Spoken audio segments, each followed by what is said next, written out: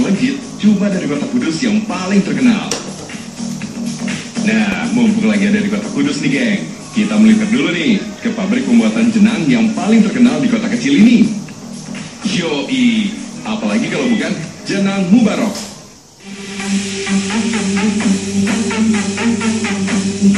Jenang Mubarok berdiri sejak tahun 1910 geng. Meski berumur lebih dari 1 abad, kualitasnya tak banyak berubah. Cita rasanya tetap diacungi jempol.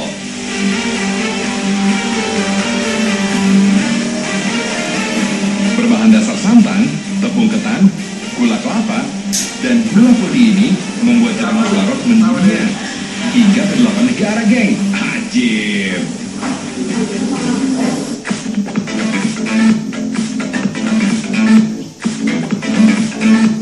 Sip, kita mulai nih proses pembuatannya geng.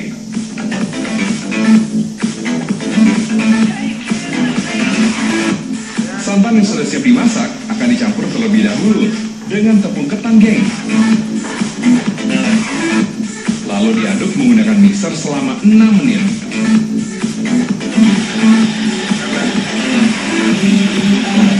Atau sampai kedua bahan tersebut tercampur rata sehingga tak ada permukaan yang menggumpal.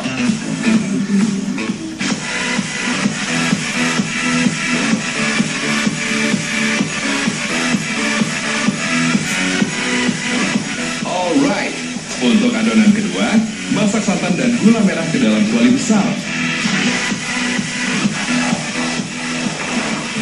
Lalu didihkan.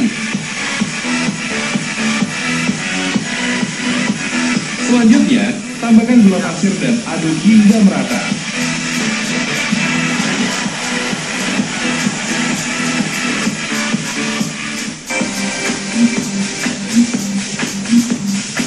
Nah, adonannya udah jadi nih geng.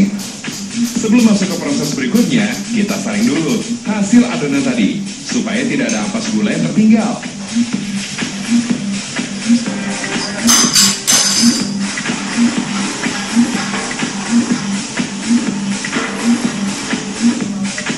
Adonan yang sudah bersih dari ampas kembali dimasukkan ke dalam kuali geng.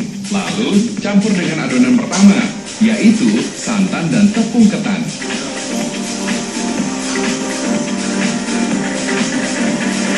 Aduk adonan menggunakan mixer selama 5 jam.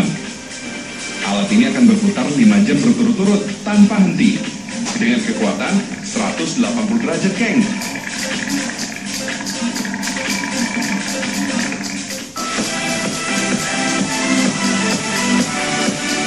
Untuk apinya, pabrik jenang menggunakan kayu sebagai bahan bakarnya.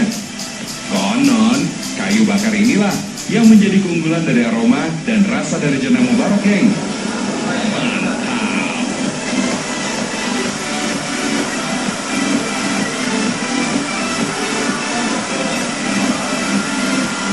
Jenang yang sudah matang kemudian diangkat menggunakan wadah plastik geng. Supaya tetap bersih, jenang yang masih hangat ditutup menggunakan plastik bening. Didiamkan jenang-jenang ini selama sehari semalam supaya awet dan tahan lama.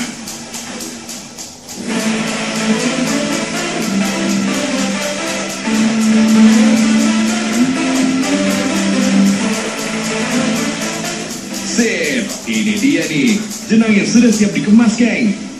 Untuk proses yang satu ini pengerjaannya masih manual.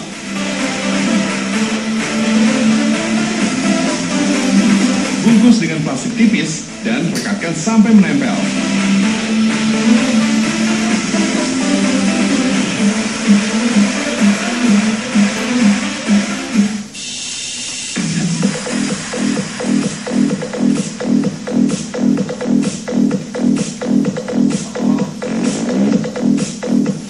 Waktunya packing ke dalam kardus geng.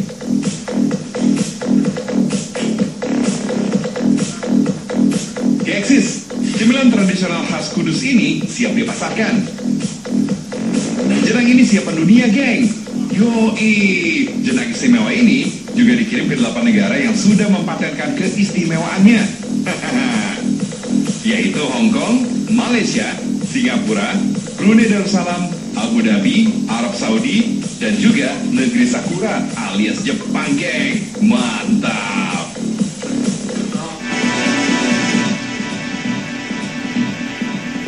Sebuah cerita menyebutkan Jenang Kudus lahir ketika Sunan Kudus, salah satu anggota Wali Songo, menguji kesaktiannya.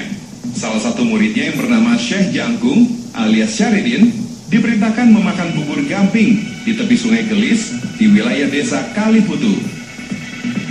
Gamping adalah salah satu hasil tambang yang sebagian besar mengandung kalsium karbonat dan biasanya dicampur dengan semen untuk digunakan sebagai bahan pembuatan tembok. Ternyata, geng, Saridin tetap segar bugar saat memakannya, sehingga Sunan Kudus berucap, "Sok nek ono rejaning jaman wong Kaliputu uripe saka jenang." Artinya, jika suatu saat nanti sumber kehidupan warga desa Kaliputu berasal dari usaha pembuatan jenang. Dari sinilah pembuatan jenang berasal dengan resep yang telah diwariskan secara turun-menurun.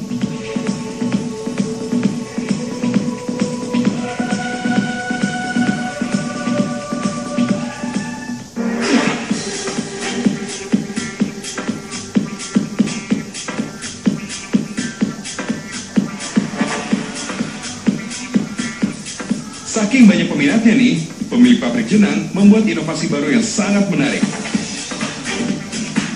Selain jenang original, dibuat juga jenang dengan berbagai macam rasa. Ada jenang cappuccino, susu, stroberi, koko pandan, anggur, durian, mocha, dan coklat. Ini semua karena peminatnya yang sangat banyak, geng.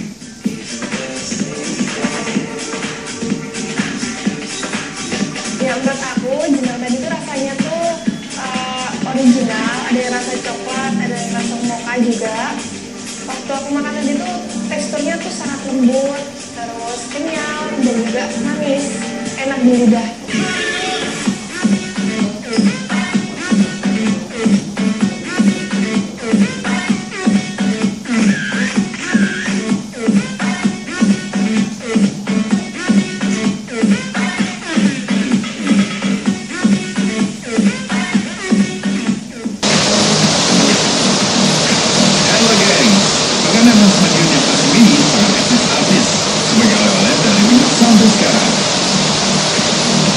Sensasi penganan ini memang ajib. Di dalam mulut, penganan ini akan langsung mencair lenyap, meninggalkan rasa semriwing di lidah. Yummy.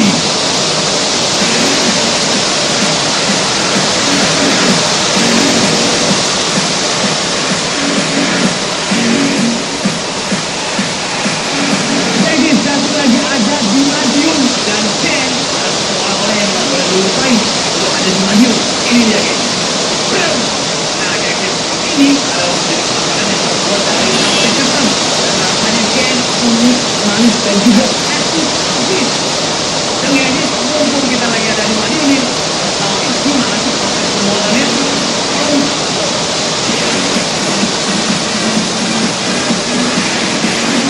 Di Eksis, sentra industri Gemini terletak di sebelah timur Madiun, tepatnya Desa Kaliabu, Kecamatan Mejaya. Di desa ini terdapat puluhan industri yang menelurkan beberapa merek ternama, geng.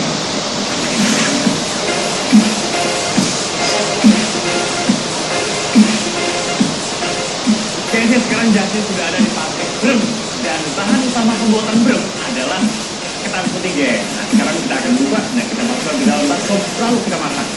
Ayo, Mas.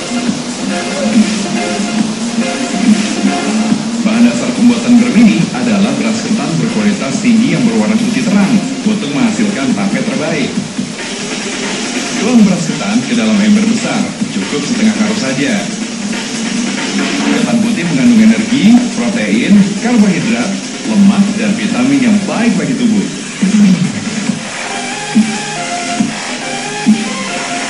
Sebelum dimasak, beras ketan dicuci dengan air bersih 5 kali sampai airnya jernih.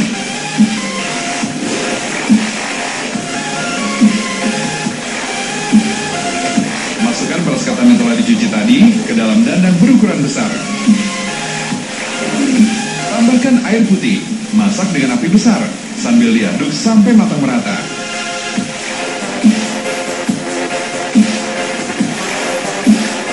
Oke, sis.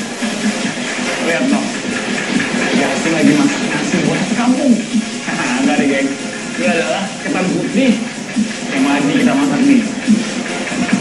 Nah, gengsis, harus ditambahin air juga nih. Air super panas. Tambahkan air panas ke dalam dandang besar pada saat proses menanak.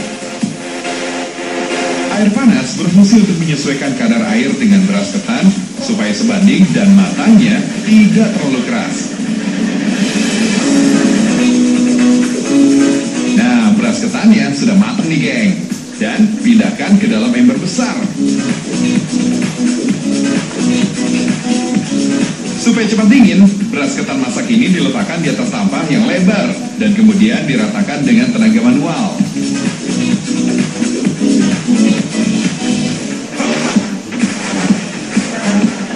Setelah dingin, ditambahkan ragi di beras ketan sesuai takaran. Kemudian, pindahkan ke dalam ember untuk didiamkan selama seminggu.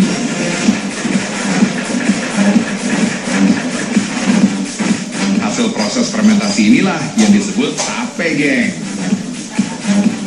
Ragi pada tape berfungsi untuk memberikan rasa manis, jadi tidak perlu ditambah gula. Semakin lama didiamkan, tape akan semakin lembut dan akan menghasilkan air tape yang banyak dan berkualitas. Now, kita lakukan pemerasan tape, geng. Caranya tinggal dimasukkan ke dalam alat pemerasan yang telah diberi pembungkus di dalamnya. Tutup rapat. Kemudian, letakkan pemberat di atasnya. Putar tuasnya sampai maksimal. Air tape segar hasil perasan alat ini akan mengalir dan ditampung di dalam ember besar. Nice.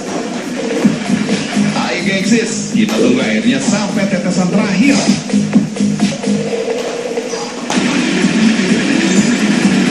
Air tape selanjutnya dimasak sampai warnanya berubah menjadi agak kemerahan.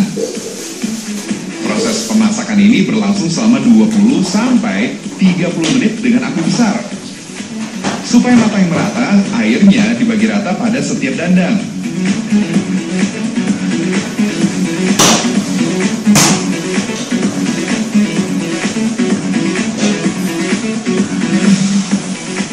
Air tape yang telah matang lalu dipindahkan ke dalam mesin pengadukan.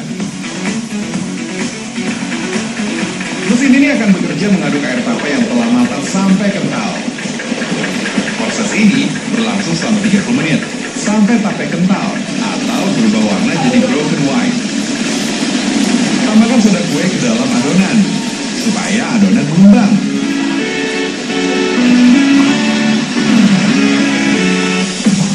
Come on, kita angkut adonan bremnya.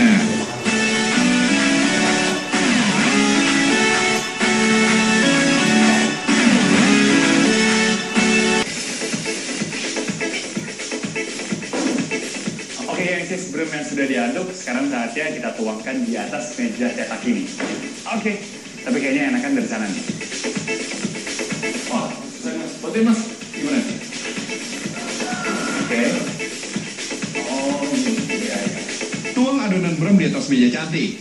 Lebarkan sampai merata di setiap sisi cetakan. Nih gengsis, supaya cepat keras, geng, adonan harus diaduk dulu. Nah, Jasin lagi bantuin nih. Lakukan terus proses pengadukan adonan supaya adonan brem cepat padat pada saat dikeringkan. Aduk terus sampai adonan benar-benar kental. Ratakan di sepanjang cetakan. Brem yang telah dicetak ini akan didiamkan selama sehari semalam sampai keras atau teksturnya padat. Gengsis, ternyata sekarang brem nggak cuma ada rasa original, geng, tetapi sekarang brem sudah berbagai rasa. Contohnya yang akan saya potong nih, geng, strawberry. Wow, dan potongnya pakai gini, geng. Jadi pakunya di sini, kemudian kita tandain. Nah, brem yang telah keras ini sekarang kita potong menggunakan penggaris yang terbuat dari kayu yang telah diberi pisau di bagian ujungnya. Brem yang telah dicetak ini berukuran panjang 10 cm dan lebar 5 cm.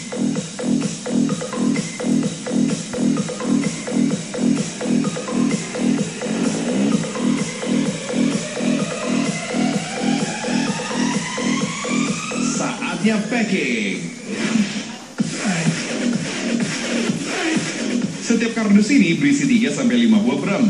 Bungkus brem di dalam plastik putih tipis sebelum dimasukkan ke dalam kardus.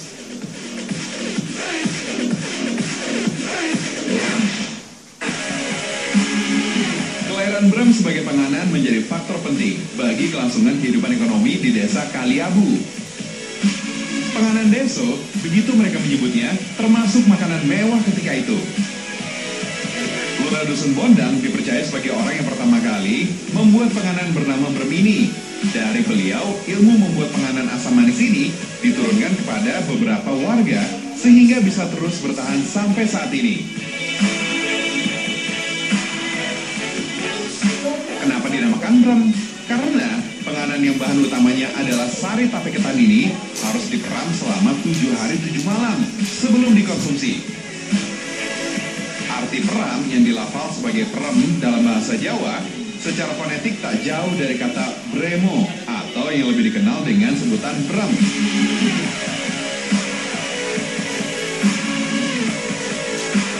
Tak hanya mengukir sejarah di kota Madiun, brem juga punya khasiat bagi tubuh.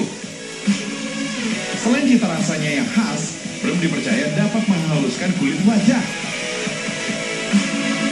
Brem yang terbuat dari ketan putih ini mengandung vitamin B yang bermanfaat, menjaga kehalusan kulit, dan dapat mempercepat produksi kolagen yang berfungsi mencegah penuaan dini, geng. Setelah saya mendengar itu, saya juga tertarik untuk mencoba. Saya jadi akan mencoba, tapi tidak berlebihan juga, karena ketika itu berlebihan malah bukan menjadi menghaluskan kulit, tapi mungkin membuat kita panas dalam, malah memicu jerawat. Jadi tetap keseimbangan itu perlu kita jaga.